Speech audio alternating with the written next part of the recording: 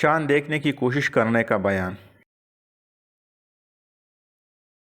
مسلمانوں پر یہ امر بطور فرض کفایہ عائد ہوتا ہے کہ شعبان اور رمضان کی 29 تاریخ کو غروب آفتاب کے وقت چاند دیکھنے کی کوشش کی جائے تاکہ روزہ یا افطار کا معاملہ طے ہو جائے۔ اس مسئلہ میں حنابلہ کے سوا اور کسی نے اختلاف نہیں کیا۔ وہ کہتے ہیں کہ رؤیت ہلال کے لیے کوشش واجب نہیں ہے بلکہ امر مستحب ہے۔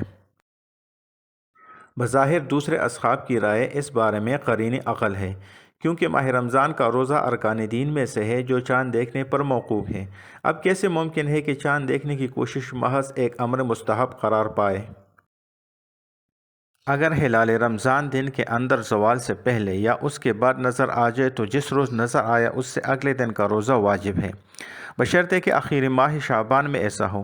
اگر ماہ رمضان کے اخیر میں اس طرح ہلال نظر آ جائے تو اس سے اگلے روز افطار کر لینا واجب ہے۔ اس ہلال کو دیکھ کر اول ذکر صورت میں نواقص صوم سے باز رہنا اور ثانی ذکر صورت میں افطار کر لینا واجب نہیں ہے۔ یہ فیصلہ مالکیہ اور حنفیہ کا ہے۔ شافعی اور حنابلہ نے اس سے اختلاف کیا ہے۔